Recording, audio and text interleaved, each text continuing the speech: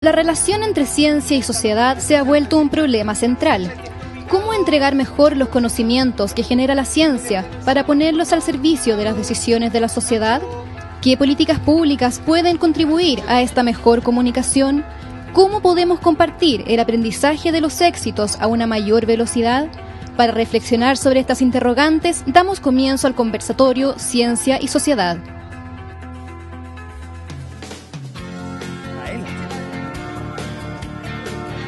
¿Tú me dices? ¿Y hablo?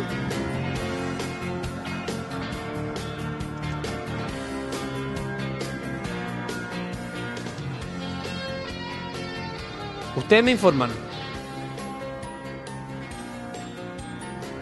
Muy bien, estamos al aire ahora sí. Para que parezca que esto está lleno de gente, vuelvo a pedirle un aplauso, por favor. En este 7º Congreso del Futuro vamos a dar inicio a una conversación, como les contaba, muy interesante. Voy a presentar a cada una de las personas que nos va a acompañar en esta conversación. Cada uno de ellos también se va a introducir brevemente luego, pero para que los conozcan. En primer lugar, quiero presentar a Rush Holt. Él es doctor y máster en física de la Universidad de Nueva York, Estados Unidos. Dictó clases en la Universidad de Swarthmore entre 1980 y 1988 y en ese mismo periodo se desempeñó como asesor científico de un congresista estadounidense. Después fue director de la División Científica y Nuclear de la Oficina de Fuerzas Estratégicas del Departamento de Estado, miembro de la Cámara de Representantes entre el 99 y el 2015. Aquí está Rush.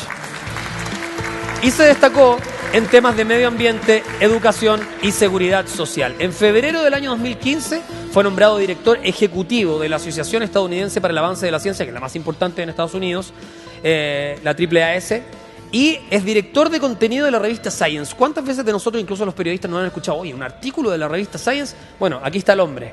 Así que, nuevamente, gracias por acompañarnos. Thanks for being here. Humberto. Thank you. También voy a presentar inmediatamente a Carolina Torrealba. Carolina es doctora en Biología Molecular y Celular de la Universidad Católica de Chile. Ahí está Carolina, un aplauso para ella. Así, ¿cómo está? Sus estudios de investigación involucraron el análisis de la dinámica y el ensamblaje de un complejo de maquinaria de tráfico de proteínas en células epiteliales. ¿Qué tal? Bueno, es directora de nuevos proyectos de la Fundación Ciencia y Vida y editora y fundadora de la editorial Ciencia y Vida. Es parte del directorio también de Ciencia Joven desde el año 2016 y adicionalmente dirige un proyecto que busca la creación de un archivo digital para así reunir documentación de la ciencia nacional y entregarla a todos nosotros, al dominio público. Bienvenida, gracias por estar con nosotros. También nos acompaña Ernesto Fernández Polcuch. ¿Está Ernesto por ahí? Ernesto Fernández es diplomático en ciencias. Ahí está. ¿Cómo estás, Ernesto? Hola. ¿Cómo estás? Gracias por estar con nosotros. Diplomático en Ciencias, especialista en Ciencia, Tecnología e Innovación, con una maestría en Ciencia, Tecnología y Sociedad de la Universidad Nacional de Quilmes, Argentina. Además, es jefe de la sección de Política Científica y Alianzas de la UNESCO, dirige los programas mundiales. Harto trabajo, harta pega, como diríamos en Chile, ¿no? Y finalmente, también quiero presentar a Natalia Piergentili, magíster en estudios... poder expresarse en la materia que ustedes quieran, por supuesto, pero sin salirse de los márgenes, porque aquí los puedo acusar frente a todos. Son 5 minutos para que no se pasen, para que pues, podamos darle más espacio al diálogo. Rush, partimos contigo. Thank you. Well, I commend Quizás sea mejor conocida como la organización de miembros de ciencia más importante del mundo y también como los publicadores de la revista Science. También tenemos un rol importante en la sociedad civil. Y es justamente en este espíritu de que estoy muy complacido de estar aquí en el Congreso Futuro. La misión de este Congreso está alineada con la AAAS para poder servir a la sociedad a través de la ciencia. Parte de nuestra misión es aportar el compromiso de científicos, el público y los que toman decisiones políticas. Y nuestra misión global, tal como se dice, es unir la innovación, la ciencia, para poder beneficiar a todas las personas. Somos una organización internacional, representamos a todas las disciplinas. Y en este momento de falta de información o información no verdadera o políticas públicas donde hay ideologías y políticas e ideales que son sustituidos por la evidencia muy a menudo, nosotros sentimos que somos necesarios. Trabajamos para poder comunicar las condiciones bajo las cuales puede prosperar la ciencia. Por ejemplo, abogamos por el movimiento libre de los científicos transfronteras. De manera simultánea, aseguramos que los científicos trabajen por y para las comunidades locales.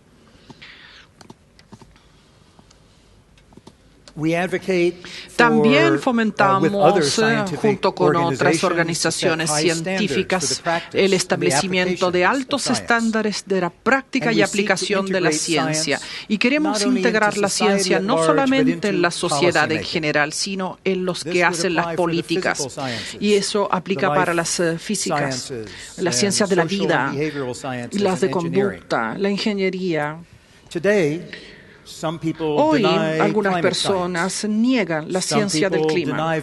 Algunas otras niegan las vacunas a los niños en el mundo. Algunos niegan que las ciencias conductistas y sociales pueden enseñarnos acerca de la creación de trabajo. Algunos niegan la evidencia acerca del ambiente o el medio ambiente. La mayoría de las naciones no tiene un departamento de ciencia o un científico que esté asesorando al presidente. La AAAS, por sus siglas en inglés, ha comenzado a proporcionar evidencia científica a los que toman las decisiones a entender la ciencia de forma acabada. ¿Qué quiero decir con esto último? Cada historia que un periodista basado en la evidencia funciona para decir no cuál es la ciencia, sino los que no son científicos pueden compartir en la manera científica de pensar. Eso es lo que nos lleva al conocimiento más confiable. Los científicos pueden enseñarle a los no científicos a pensar.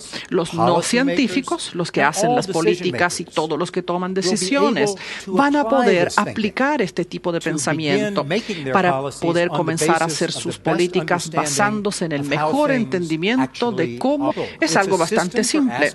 Es un sistema que se basa en hacer preguntas para ser además verificables. ¿Qué es lo que necesita la sociedad por parte de la ciencia? Las aplicaciones, los resultados biomédicos, pero principalmente la sociedad necesita por parte de la ciencia en sí. La idea de que el pensamiento basado en evidencia es el regalo mayor de la ciencia que nos ha dado durante los últimos 500 años. Necesitamos asegurarnos de que el pensamiento basado en evidencia esté integrado en cada parte de la vida pública. No reemplaza la fe personal, etcétera, pero para las preguntas públicas, la ciencia, el pensamiento basado en evidencia es el regalo más grande que la ciencia le ha dado a la sociedad y es el tema más importante para que los científicos lo comuniquen. Muchísimas gracias. Vamos a escuchar ahora a Carolina también esos 5 minutos. Carolina. Muchas gracias. ¿Se escucha? ¿Se escucha? A ver, ¿está encendido? El otro que tenía. Ahí sí, perfecto. Ahora funciona. Bueno, primero que nada, agradecer la participación a este congreso del cual todos los chilenos deberíamos estar tremendamente orgullosos y que, dado el contexto de este seminario Ciencia y Sociedad, toma aún más relevancia. Todas las actividades que escucharemos durante esta semana, finalmente, ¿a qué es lo que nos llevan? Nos llevan a pensar en un país que efectivamente pueda participar de estos cambios, a transitar a ese otro Chile, uno un poco más distinto, con más investigación, con más conocimiento, finalmente que sea capaz de participar de todo esto que hoy día discutimos y de poner al conocimiento como motor de su desarrollo. Eso toma aún más relevancia hoy, dadas las circunstancias que acaba de describir el doctor Holt, ¿cierto? Ahora, yo estoy completamente convencida que la única manera de lograr eso es que la sociedad tome conciencia de eso, el lema de este congreso, ¿no? Que tome conciencia y lo demande. No hay otra manera. No es una decisión científica, no es una decisión que podamos tomar en un gremio de científicos. Y por eso es que toma tanta relevancia y es una decisión, el desafío de conectar la ciencia con la sociedad pasa a ser un desafío importante y vital para nuestro desarrollo. Bueno, mi representación acá va a ser más bien desde la experiencia de caso. Yo no tengo experiencia en políticas públicas como sí lo tienen muchas de las personas con las que tengo el honor de compartir este panel. Y más bien yo les voy a hablar desde la experiencia en el equipo directivo de un instituto que se llama la Fundación Ciencia y Vida y que hoy día podemos decir que es un caso de éxito, particularmente en cómo el desarrollo científico es capaz de conectarse con la sociedad. La Fundación nace hace 20 años. Y lo interesante es que la pregunta por el vínculo está en el origen de su existencia. Eso es lo que la motiva. Nos preguntamos, ¿cómo puede existir un ente que articule la ciencia con la sociedad, de ser un puente, ser una bisagra entre ciencia y sociedad? Y esto, finalmente, ¿cómo se materializa? A través de una estrategia que nosotros llamamos Ciencia en 360, y quiere decir que nosotros ponemos como nuestro pilar fundacional la investigación científica, y sin embargo no es solo eso lo que hacemos, sino que damos la vuelta, cerramos el círculo en 360 grados, generando otras actividades que emergen de la ciencia y a través de la cual nosotros nos conectamos con la sociedad. El resultado de esta estrategia, finalmente, es que los impactos de nuestro instituto van mucho más allá de la investigación científica y lo que ésta aporta en nuevo conocimiento, sino que también tenemos casos, por ejemplo, tenemos en el área de emprendimiento un parque tecnológico que hoy día alberga 3 empresas. 10 son chilenas, 3 son extranjeras de base en California que se han instalado en nuestro campus. Pero detrás de cada uno de esos emprendimientos chilenos está el rostro de personas jóvenes, otros no tanto, que están intentando cambiar el sino y generar productos tecnológicos desde Chile y demostrar que desde Chile podemos alimentar conciencia al mundo. Y hay casos súper interesantes que podemos conversar después si es que es necesario. Interesantemente vinculado con el área de emprendimiento, tenemos, junto con el emprendimiento, los investigadores, los estudiantes de doctorados que circulan por ahí. Entremezclado tenemos un amplio programa de educación y cultura científica. Precisamente ahí lo que queremos hacer nuevamente es generar conciencia de la importancia de la ciencia en la educación, a nivel preescolar, escolar, jóvenes, a nivel de nuestros líderes de opinión, de tomadores de decisión, muy relevante. Tenemos programas dirigidos, por ejemplo, un programa audiovisual, una editorial, y tenemos nuestras estrategias para vincularlos entonces con actores que son capaces de conectar esto a la sociedad, como lo es una alianza con Biblioteca Nacional y el Sistema Nacional de Bibliotecas Públicas, que nos permite conectarnos con el esqueleto de la cultura de este país. Por otro lado, con el área educacional también, nuestros líderes de opinión los invitamos a la fundación, les ponemos delantal blanco, da lo mismo el color político que sea, la forma en que vengan, hacen experimentos y les enseñamos en qué consiste la ciencia y la relevancia de sus decisiones en nuestro futuro. Todo esto ocurre bajo un mismo paraguas, que es la fundación. Y es ahí donde se generan los cruces, los entrecruzamientos de los estudiantes con los emprendedores, con los científicos.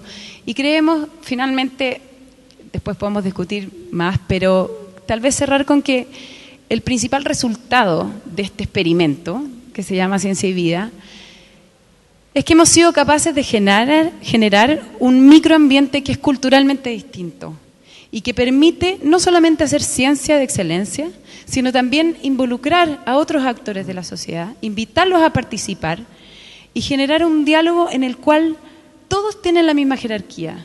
Y eso es algo bastante con nuestra sociedad, porque finalmente vamos a ser nosotros los líderes, los niños. Vamos que se puede. Vamos, bueno, voy a tratar de cumplir. Yo caí frente a la calidad de lo que son los paneles de hoy y de toda esta semana. La UNESCO fue creada con la idea de que como las guerras de los hombres y de las mujeres es donde hay que construir los baluartes de la paz. Entonces, con lo que decía Sheila hoy, ¿no? Pensar la paz en la mente de la gente. Y ahí es donde la idea de conciencia, de alguna manera, que se hablaba hoy, como que se cruza, ¿no? Decís, bueno, entonces mi pregunta era si teníamos un futuro a conciencia y cuál es la conciencia en ese futuro.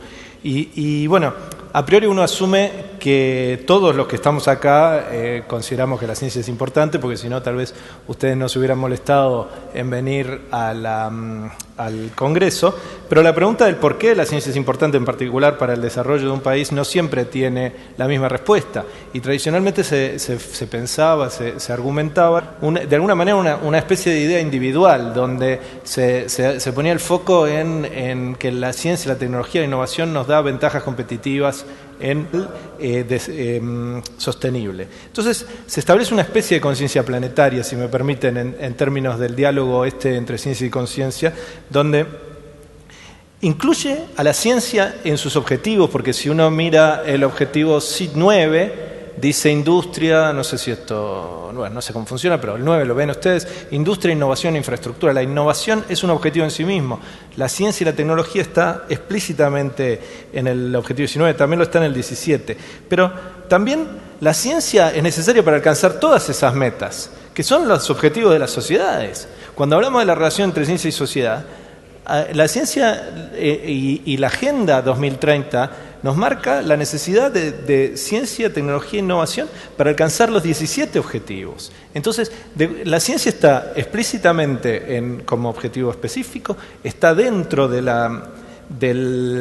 todos los otros objetivos, 17 objetivos, pero a su vez esta agenda direcciona la ciencia, nos da la posibilidad de pensar qué tipo de ciencia necesitamos en un país como el nuestro, como Chile, como cualquier país latinoamericano o como cualquier país en desarrollo, qué tipo de ciencia necesita para alcanzar las metas sociales. Entonces, el punto que yo quiero hacer ahí es la importancia de que,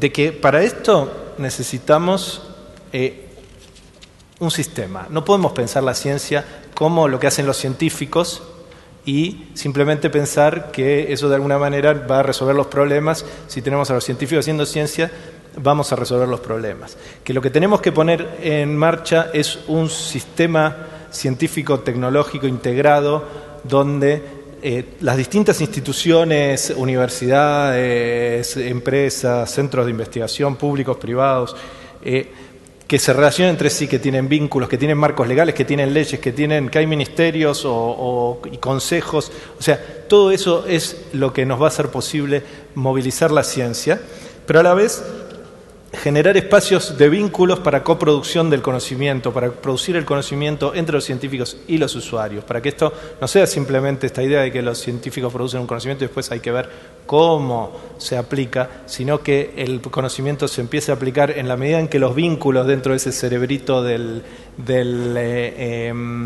sistema de innovación se consoliden, la misma pregunta de la ciencia ya esté discutida, ya esté dialogada con el usuario y por lo tanto con la sociedad. Entonces, pero abajo del todo, y bueno, abajo porque con la idea que en la base del sistema tenemos a los ciudadanos del conocimiento, ¿no? En esta idea de sociedad del conocimiento tenemos que tener a los ciudadanos del conocimiento, porque no alcanza de ninguna manera pensar esto solamente como un sistema de instituciones si la ciudadanía, como decía Carolina y también Raj, cómo la ciudadanía, el ciudadano del conocimiento da la base para esta posibilidad de que la ciencia resuelva los problemas de la sociedad. No necesitamos solo los científicos, necesitamos los ciudadanos, que nos lleva a la idea de que necesitamos a los maestros, necesitamos invertir en educación, no podemos solo pensar en invertir en investigación y desarrollo, tenemos que tener un sistema educativo que los maestros fomenten las ideas científicas, no que todos los alumnos sean científicos, pero que todos los alumnos absorban las ideas científicas. Entonces, como único otro para agregar es que uno de los ejemplos de cómo los ciudadanos del conocimiento necesitan desarrollar una conciencia distinta es la pregunta del cambio climático, ¿no es cierto? Cómo si nosotros queremos enfrentar el cambio climático, no podemos solamente pensar en incentivos financieros o en tecnologías más limpias. Tenemos que pensar en cambiar la mente, en cambiar la conciencia de la gente a través de estos procesos de educación científica, a través de la acción de los científicos. Tenemos que cambiar las mentes. Cuando cambiemos nuestras mentes y sobre todo trabajemos con generaciones futuras que ya nos están mostrando que tienen ese cambio, ahí es donde la conciencia de la sociedad con la ciencia nos va a permitir... Turno tuyo. Ese sí. Se escucha de todas maneras, creo, el que tiene. Por estar acá escuchándonos a la 1:00 de la tarde. 1:20. 1:20 de la tarde. Y quiero, como tengo solo 5 minutos y quiero ser respetuosa del tiempo, quiero señalar 3 puntos o clavar 3 banderas, por decirlo, en la reflexión que tiene que ver con ciencia y sociedad. La primera es que el conocimiento hace que las sociedades claramente sean más libres en tomar decisiones, en mirar su futuro, y por cierto también la ciencia permite que tengamos más desarrollo económico y que éste sea más inclusivo. Por eso, y no por otra cosa, la iniciativa científica Milenio, que es la investigación científica de más alto nivel que se hace en Chile, está radicado en el Ministerio de Economía y no en otro ministerio. ¿Por qué? Porque también había que dar respuesta a la necesidad creciente de que nuestro país pudiese no solo avanzar en conocimiento respecto de oceanografía, observación astronómica, etcétera, sino también en términos de cómo Chile iba cambiando su matriz productiva. Y en ese contexto, tener la iniciativa científica Milenio en el Ministerio de Economía también nos ha ayudado a socializar la idea de lo importante que es la investigación para la productividad de Chile. Y nos ha podido también poner al sector económico como un actor para dialogar con la ciencia en términos de lo que humildemente creemos que se avecina y que es necesario que se investigue. Por ejemplo, uno de nuestros institutos Milenio hoy día está ya en las pruebas casi finales de la vacuna contra el virus sincicial cepa chilena. Y eso es un regalo para Chile, porque además eso va a ser parte de la salud pública chilena. Pero ¿qué es lo relevante? Que no solo lo estamos mirando desde la perspectiva médica, que por cierto es un valor, que los niños no tengan virus sincicial, sino que además no queden con alguna secuela que el día de mañana afecte su desarrollo y su aporte en la sociedad. Y también, por cierto, que su madre o su padre tenga menos ausentismo laboral producto del cuidado de ese niño o niña. Entonces, ¿es la ciencia una manera de dar respuesta a los problemas sociales, no solo sanitarios, no solo científicos? Por cierto que sí, porque aquí estamos dando respuesta también a un tema que tiene que ver con la productividad. Por lo tanto, es muy importante seguir vinculando la ciencia con todos los ámbitos sociales y de política pública. Sabemos también que 4 años de gobierno, o que los ciclos políticos más bien, van un poco en contrasentido respecto del desarrollo científico, que requiere más tiempo. Por lo tanto, siempre el desarrollo de la ciencia, el presupuesto para la ciencia y las iniciativas científicas tienen que ser, tal como han dicho los otros panelistas, un tema que pongan los ciudadanos y una materia de Estado, un compromiso transversal. Porque el problema no es solo que bajemos o subamos o digamos vamos a poner más recursos en la ciencia. La ciencia necesita certezas y por eso para nosotros también es un honor que nuestra iniciativa científica Milenio tenga institutos cuyo financiamiento está asegurado al menos por 10 años, lo que permite, por ejemplo, certezas respecto a la investigación que son realmente importantes para los desafíos que tiene Chile. Porque por otra parte, por ejemplo, con científicos que están dentro de nuestros institutos Milenio pudimos dar respuesta científica a la crisis de la marea roja en Chiloé, y también con científicos que están en el ámbito de las ciencias sociales pudimos dar respuesta o entender conceptualmente la crisis social que allí se produjo. Entonces, la ciencia no solo nos está ayudando a entender cuál era el fenómeno de la marea roja en el mar, sino también cómo las políticas públicas tienen que enfrentarse a esa crisis social. Lo segundo que quería señalar es que la ciencia o el desarrollo de la ciencia está muy vinculado o debiese estar muy vinculado a los temas de desigualdad. En Chile, las mayores desigualdades son de ingresos, la desigualdad territorial y la desigualdad de género. Me quiero ir a las dos finales. Ustedes saben cuánto ha perdido la ciencia de desarrollarse por no tener más científicas? Si pudiésemos cuantificarlo, por lo menos estamos atrasados más de 20 años. Y eso tiene que ver con que no hemos incorporado todo el elenco a poder generar conocimiento. Y eso es grave, porque esa, desigualdad de género lo estamos viendo desde la escuela hasta los institutos científicos. Y en ese contexto no solo es tarea de la ciencia, es tarea de la sociedad mitigar las desigualdades de género en la educación, en la casa, para poder incentivar a que niños y niñas puedan tener la misma capacidad. Porque el problema no es solo de que se ve mal, el problema es que la ciencia se atrasa por no tener la otra parte de la mirada. Y en ese contexto también la inclusión de los territorios relevantes, sobre todo en un país con la diversidad geográfica y territorial que tiene Chile y donde hay ciertos fenómenos naturales que podrían ser estudiados con mayor especificidad si la ciencia estuviese mejor instalada en los territorios. Y finalmente me gustaría hacer una reflexión que tiene que ver justo con lo que pasa mañana. Mañana llega el Papa a Chile y para algunos, por ejemplo, la creación del universo se explica solo por un acto de fe, porque hay un ser superior que creó al hombre y a la mujer, a los animales, a la flora, a la fauna, etc. Para otros, eso no es así. Y es la ciencia la que nos está tratando de explicar de dónde venimos, la realidad del cosmos, la realidad del átomo, y en ese contexto entonces va a estar conviviendo paradójicamente la visita del Papa con el Congreso del Futuro. Y mi reflexión es la siguiente: en un país en que en el mismo momento pueden convivir distintas formas de mirar el mundo, la idea es que se respeten aquellas formas y no sea ni la religiosidad, ni el miedo, ni ciertos sesgos los que impidan que la ciencia pueda florecer en términos de seguir haciéndose preguntas, de seguir dando respuestas y de seguir descubriendo.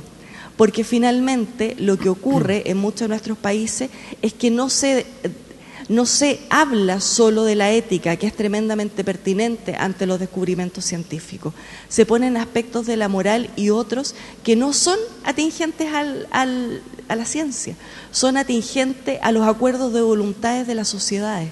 Por lo tanto, la invitación a que seamos una sociedad que sigue demandando saber, que quiere ser más libre respecto de tomar decisiones, aunque esta sea la fe o no la fe, y que además, por cierto, ponga estos temas en la agenda que permitan que Chile pueda tener mayores tasas de productividad, mayor crecimiento y una ciudadanía que tiene mucha más capacidad de solicitar y mucha más capacidad de recepcionar lo que nos abre el mundo. Muchas gracias. Gracias, Natalia. Natalia Piergentili. También en sus 5 minutos ahora sí vamos a generar un diálogo entre todos. ¿Les parece que después de esta presentación de cada uno de nuestros expositores lo que tenemos que hacer es conversar? Entonces les planteo algo. Voy a hacer una pregunta o distintas preguntas, pero las respondemos entre todos cuando quieran. Simplemente conversamos para que no haya también tiempo nuevamente uno para cada uno. Justamente en el pasillo, antes de entrar a este conversatorio, me encontré con Lars Heikensten, que es el director ejecutivo de la Fundación Nobel. Como bien decía Ernesto, aquí hay cracks mundiales, hay personalidades que están relacionadas con la ciencia, que son muy importantes, que nos visitan en este congreso. Y evidentemente hice la pregunta del chileno, porque muchas veces uno cree cuando le dicen, no, Chile tiene efectivamente el terreno más propicio para generar energía solar en el planeta, o los telescopios más potentes del mundo se encuentran en nuestro territorio. Y cuando eso pasa uno dice, bueno, ¿tan buenos que somos? ¿En serio? Y él decía que sí, pero fue muy honesto, honestidad brutal. Me dijo, sí, efectivamente Chile podría transformarse en una punta de lanza, en un gran terreno para generar ciencia. Pero eso no basta, dijo. No solamente nos tenemos que tranquilizar con eso, sino que tenemos que tener una ciudadanía empoderada y un gobierno o gobiernos comprometidos. Aquí hablemos de Estado, porque no tiene que ver con el gobierno que está de turno, ¿no? Sino que tiene que ver con un compromiso a más largo plazo. Entonces, mi pregunta relativa a eso es también, ¿cómo asociamos la ciencia a la sociedad? ¿Cómo logramos esto que él dice? ¿Cómo se logran efectivamente gobiernos más comprometidos, ciudadanos más empoderados, gente que se interese? Cuando aquí veíamos el diario y lo revisábamos hace 3 días, decía agotadas las entradas para el Congreso Futuro. Y muchos dijeron, ¿pero cómo? No alcancé. Bueno, quizás algunos de ellos no le tuvieron fe o dijeron voy a llegar y voy a encontrar cupo. Y significa que la gente está muy interesada en lo que está ocurriendo en esta materia, cada vez más. Y cada vez más también tienen más acceso a encontrar este tipo de contenido. ¿Cuáles ustedes creen que son las claves para acercar sociedad y ciencia? Sociedad se entiende también como un conjunto, ¿no? Incluyendo los gobiernos. ¿Quién quiere partir? Sí. Yo creo que justamente para retomar una idea del rol de la educación, pero no solo la educación formal, sino también la educación no formal, informal, el rol de los museos de ciencia, de los espacios del periodismo científico, de todos aquellos que trabajan, los divulgadores científicos que están ahora acá también, la importancia de plantear la ciencia como una actividad humana y de generar el interés en la ciencia, porque en la medida que el ciudadano esté interesado y vea la ciencia y pase por la educación científica que le ayude a desarrollar el pensamiento crítico, va a demandar que el Estado tenga esa misma visión, que la ciencia y la tecnología esté embebida en las visiones del Estado, y ahí es donde se tiene que generar un círculo virtuoso, ¿no? El riesgo del círculo vicioso hay que romperlo y llevarlo a un círculo virtuoso donde la ciencia sea una cuestión no solo de Estado sino de la sociedad. Y me parece que en la medida en que veamos en claro cómo la ciencia es central a la resolución de los problemas, y que pensemos críticamente, que pensemos científicamente. Carolina, ¿cómo se logra eso? Tú desde la otra vitrina, de ser una científica, ¿cómo se logra? Porque muchas veces están tan abocados a realizar su labor. Yo soy científica.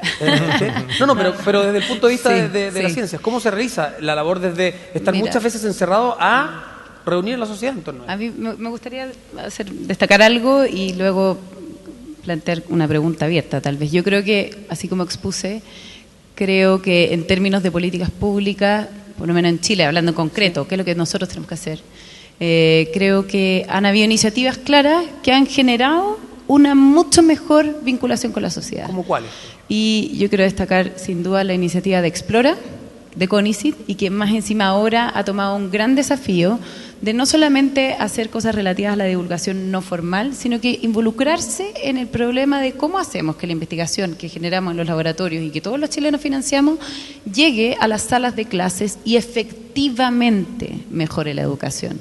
Y eso creo que es un programa notable. El segundo, lo que acabo de decir, yo creo que los institutos científicos a los cuales se les da un financiamiento de 10 años y cierta autonomía e independencia, son capaces de generar, comprometerse con la sociedad, y casos de eso, bueno, yo hablé del caso mío, que llevamos 20 años, pero hay otros que se nota que están tremendamente comprometidos y han generado un gran aporte. Ahora, habiendo dicho eso, creo que esta pregunta es el gran desafío y tal vez la contrapregunta al doctor Holt, porque nosotros hemos crecido y todos hemos dicho que al hacer investigación científica, de alguna manera los valores científicos permean a la sociedad, de manera que toda la sociedad crece, ¿cierto? Claro. Se torna más racional.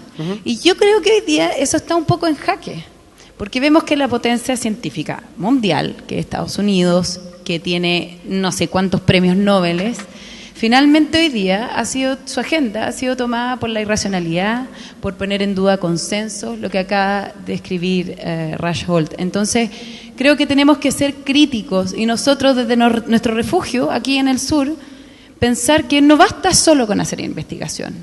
Y el desafío es cómo efectivamente ese pensamiento más racional y más crítico llega a la sociedad. Yo creo que la respuesta está en la ciencia, creo también, y no solo en el método científico, como dice el doctor Holt, sino que también en aprender a pensar, y en eso yo creo que la filosofía tiene mucho que decir.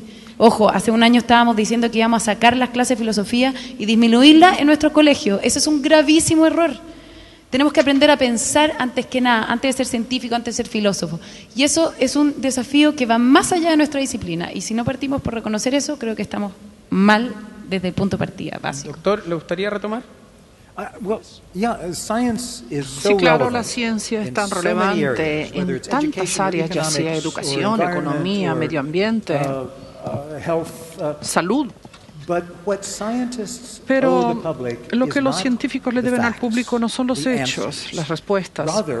Más bien tienen que guiar los que hacen políticas a través de las preguntas correctas para que ellos puedan entender que la ciencia es la mejor raíz hacia un conocimiento confiable, luego de pedir la evidencia.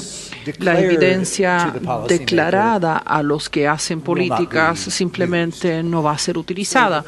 Entonces, el gran desafío aquí es ayudar a los que hacen las políticas y al público a entender que la ciencia es el camino. Y ellos, a su vez, podrán pedir y utilizar la evidencia. La evidencia por sí sola no es solo para los científicos. La ciencia no es solo para los científicos. Tal como dijo Ernesto, lo que los científicos hacen, los resultados de lo que hacen, más que el hacerlo. Ahora, respecto a eso, Natalia, me gustaría preguntarte acerca de cómo acercamos esto más al conocimiento popular, podría decir, ¿no? Recién el doctor hablaba que también parte de su labor editorial tiene que ver con entregar información que sea fidedigna. Hoy día vivimos la era de la posverdad, ¿no? Donde aparece tanta información, hay tanto acceso a la información y mucha de ella es falsa. Aquí en ese sentido, ¿hacia dónde apuntar? ¿Cómo acercarlo? Uno revisa los rankings de libros, solo por poner un ejemplo, a ustedes también les ha pasado, y en el último año hemos visto con alegría que hay muchos libros como La Ciencia Pop, en fin, también de premios nacionales de ciencias que están encumbrados en los primeros lugares de los rankings, lo que quiere decir que efectivamente hay una tarea por hacer, pero además hay un interés genuino de parte de la población. ¿Cómo hacemos que esto, cuando se entreguen esos datos, puedan ser aprovechados por más y más personas? Por ejemplo, de los proyectos que tienen nuestros centros y nuestros núcleos milenios, parte importante del financiamiento tiene que ver a la vinculación con el medio. Eso quiere decir ir a colegios, trabajar con profesores para romper las brechas de acceso a la ciencia de la mayor temprana edad. Pero también sucede que hoy día estamos con un exceso de información, efectivamente, que cuesta mucho poder encauzar y poder poner en vitrina tanto conocimiento que al menos, por ejemplo, en nuestro ámbito se genera. Y yo creo que también tiene que ver de cómo nos ponemos en el lenguaje más ciudadano, cómo trabajamos arduamente en redes sociales, cómo también nos vinculamos con los territorios, y eso creo que es una tarea que se tiene que robustecer. Pero además estamos haciendo un esfuerzo porque también yo les decía que lo de los ciclos políticos complica la vinculación con la ciencia, pero también cierta arrogancia, porque muchas veces se hace un prejuicio o una caricatura como si el mundo científico estuviera en un laboratorio lleno de probetas, alejado del mundo, y son los políticos, los gerentes sociales, quienes saben o conocen o tienen la capacidad toda de enfrentar los problemas públicos. Y eso no es así. Y la verdad es que eso se ha ido rompiendo poco a poco, tanto por una generosidad del mundo científico como por una predisposición del nivel político. Y estamos trabajando, por ejemplo, con la Biblioteca del Congreso Nacional, que le da insumos a los parlamentarios para la discusión de los proyectos de ley. Y los temas, al menos que están en la iniciativa científica Milenio, los temas de ciencias sociales y los temas más de ciencias exactas, están siendo parte de los insumos que hoy día van a poder contar nuestros parlamentarios. Ese trabajo, que puede ser poco visible, a nuestro juicio va a tener impacto, porque tenemos recomendaciones de alto nivel y se ha trabajado en materias propias de las necesidades país. Por ejemplo, los temas asociados a terremotos en un país como este. O ahora, que aprovecho de dar una gran noticia, que es que hicimos un gran esfuerzo y tenemos otro nuevo instituto más. Así que tenemos otro instituto, con este completamos 10, con un financiamiento a 10 años, y es un consorcio entre varias universidades donde el tema de estudio entre la ciencia, la informática y las ciencias sociales son tópicos que tienen que ver con patrones de delincuencia. Por lo tanto, cuando alguien dice que la ciencia parece que está muy lejos, en Chile, cuando la gente releva que uno de los problemas más importantes, eso es lo que está haciendo el mundo científico por la sociedad y por los problemas de Chile. Así que esperamos que se socialice más y que aquello se ponga más en vitrina. ¿Ernesto? Sí, yo quería agregar que además se están desarrollando nuevas profesiones, como la profesión que quiere ser mi hijo, youtuber, ¿no es cierto? Entonces, los youtubers de la ciencia hoy cumplen un rol muy importante. La divulgación científica ha cambiado de medio, se ha saltado medios. Y extrañamente eso tiene impacto sobre los libros, que además se leen más. Pero me parece que no tenemos que perder de vista que hay todo un espacio que quizás nosotros que, bueno, algunos de nosotros que estamos viejos, no acá, no todos, pero no, hablo de mí y otra gente que conozco.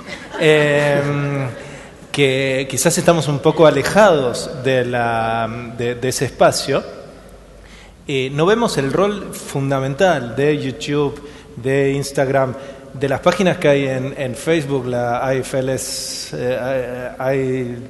IF Love Science, que tiene millones y millones de seguidores, que han logrado poner la ciencia en este nuevo espacio de la sociedad que son las redes sociales, y los youtubers particularmente, pero que aparte los youtubers, toda también la parte del stand-up, la comedia, el stand-up científico, que lleva a la ciencia como a presentarla de una manera distinta, un diálogo con el público diferente, todas estas posibilidades que nos están dando las redes sociales, me parece que tenemos que aprovechar. ¿Sientes que la sociedad es más proclive a entender o a querer entender temas de ciencia porque también está entendiendo un poco que estamos viviendo en peligro o en crisis, entre comillas, cuando no se encuentran respuestas? Uno dice, bueno, ¿dónde la encuentro?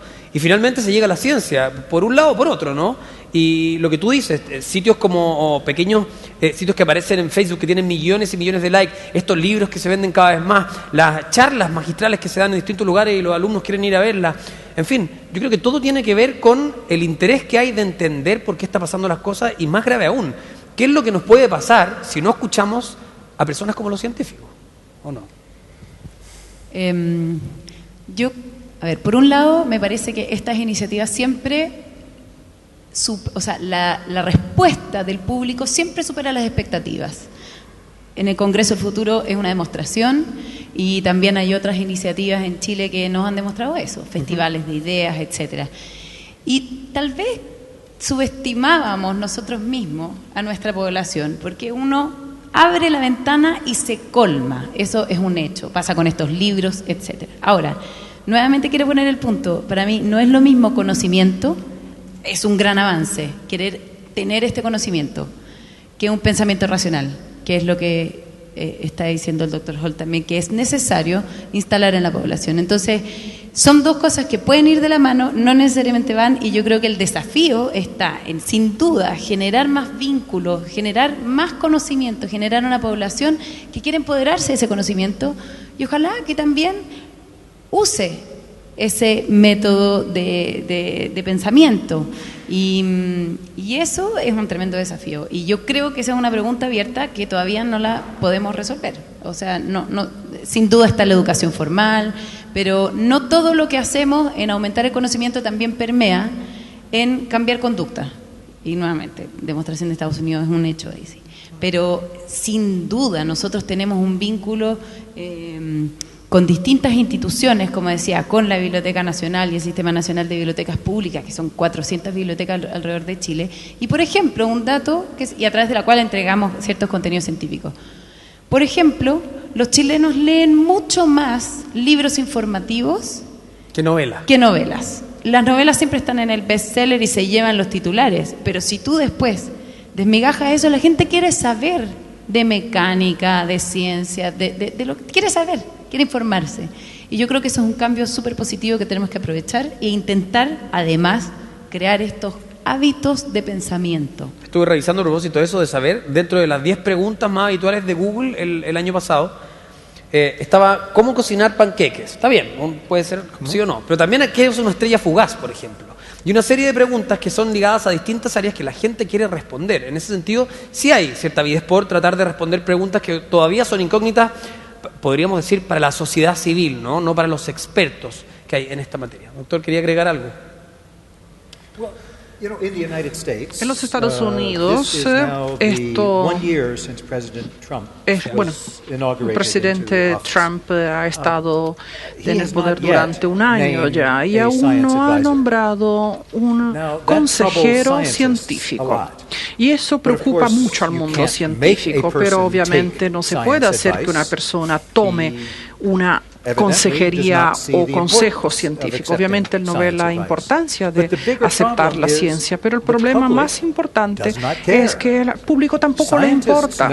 Los científicos notaron que el presidente no tiene un asesor científico y el público no lo ha notado. Y eso es lo que quiero decir. Tenemos el mayor problema en ayudar al público a entender que la ciencia no solamente es, bueno, un libro o un hallazgo científico emocionante. La ciencia es algo que es relevante e importante para cada cosa que hace la sociedad.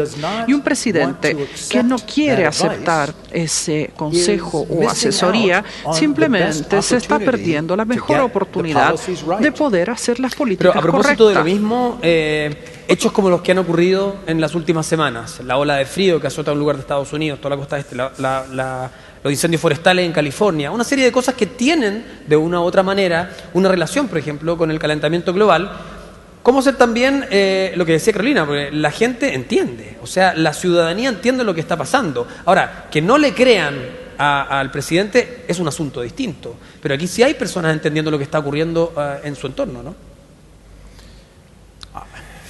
No estoy seguro que es lo que debería Usted dice, si me eligieron presidente. Es difícil, claro. Porque la gente parece estar tendiendo por igual a las dos opciones, a creer y no creer. No hay una tendencia en ese sentido a crear. Entonces, a propósito de esto, para tratar de llegar a alguna respuesta, ¿a dónde hay que poner los focos? ¿Dónde hay que lanzar estos dardos? Porque uno dice, son tantos las materias, pero aquí hemos hablado, por ejemplo, de género, que yo creo que es una brecha importantísima, ¿no? ¿Cuánto nos queda? Ya estamos, vamos a aprovechar. Pero, por ejemplo, de género, que no solamente es lo más importante, sino que también tiene que ver con las diferencias de dinero que se invierte en ciencia en los distintos países, al margen de los ingresos que tenga cada uno, ¿no? ¿Dónde ustedes pondrían los focos? Yo pondría el foco en la educación. Lo que decía Carolina también. Sí. ¿Cómo comprobamos que todo este conocimiento se traspase empíricamente? Necesitamos ciudadanos críticos y eso es para empezar. Tiene que ver ahí la primera sí, desde la primera infancia hasta from childhood. Sí. Carolina. También, sin duda. Y yo creo que también, nuevamente, voy a volver como el tema, cómo generamos ambientes culturalmente más propensos a entendernos y comunicarnos entre distintos actores. A mí me parece, y también una autocrítica desde el mundo científico, que en la academia también tendemos a jerarquizar. Y la ciencia es más importante que otras cosas, y los científicos estamos... Y eso se reproduce a veces. Me parece que crear ambientes en los cuales los científicos tengan el espacio y el tiempo para efectivamente conversar con otras disciplinas, como son los profesores, los escolares, y realmente desde las políticas públicas promover carreras científicas diferentes. Eso es algo que no hacemos. Lo que decía Ernesto también, de aquí al futuro vamos a tener carreras que hoy día no existen. Exacto, y las que existen no van a existir. Exacto. Hoy día un científico que se va del laboratorio es un poco una pérdida del sistema. Yo creo que es una ganancia. Hablo, bueno, de cerca. Acá lo tenemos a Raj, que del laboratorio se fue al Congreso, ¿no es cierto? Que claro, eso es lo que hace una diferencia también. Creo que motivar eso como sociedad es súper importante y un tremendo desafío en términos de políticas públicas, sin duda la educación, pero también tenemos que modificar el sistema para poder vincular esos mundos. Necesitamos que los científicos también se vinculen, no todos, pero hay algunos que sí quieren hacerlo. Tenemos que darles ese espacio, promoverlos y premiarlos por hacer eso. Y eso abre también una ventana importante que es cuestionar, porque muchas veces cuando alguien cuestiona algo es como que se genera un conflicto, y ese conflicto lleva a soluciones, y no siempre es malo, ¿no? Yo siento que ese es uno de los puntos fundamentales que tienen que ver con generar las condiciones desde el sector público, privado, familiar, institucional, educacional, de no claudicar a la idea de hacernos preguntas y de buscar respuestas. Un ejemplo súper conciso de eso es que hace algunos años, por ejemplo, ser una persona transgénero era o un castigo de Dios o una anomalía de la naturaleza, porque la naturaleza también tenía anomalías. Y hoy día, por ejemplo, existen protocolos médicos que señalan que a un niño o niña no lo pueden intervenir cuando nace transgénero, de tal manera que a sí mismo se conozca, se desarrolle y tome una opción. Porque hasta hace algunos años en Chile era el doctor que miraba al niño o niña y definía su sexualidad, su genitalidad, para decirlo. Por lo tanto, hoy día, por ejemplo, cuando se discute la ley transgénero en el Congreso, pueden haber muchos que tengan esa idea falaz de que esto es una enfermedad, de que esto es un capricho infantil que no se le puede dar a elegir a los niños, pero hay explicación científica para aquello. Entonces, cuando nos resignamos a que las cosas son porque son y no seguimos buscando respuesta y no nos hacemos preguntas, estamos debilitando la posibilidad de que la ciencia sea parte de cómo ilustramos nuestro mundo y tomamos decisiones. ¿Y cuál es la tarea del sector público en eso? Generar las condiciones para que la institucionalidad pueda proveer esas respuestas y para que la ciudadanía nos siga reclamando saber y haciéndose preguntas. Bueno, estamos cerrando ya, se nos va el tiempo, son 10 para las 2 de la tarde. Queremos con este aplauso agradecerle a este panel. Muchas gracias, Natalia, Ernesto, Rush, Carolina, gracias por estar con nosotros. Les voy a invitar a dos cosas. Primero que todo, a participar de las redes sociales, importantísimo porque hay muchas preguntas que quedan en el tintero. Pueden hacerlo con Congreso Futuro en Twitter, Facebook, Instagram. Ahora nos separamos con este bloque de almuerzo y volvemos a las 3 de la tarde con más de esta séptima versión del Congreso Futuro. Gracias. Okay.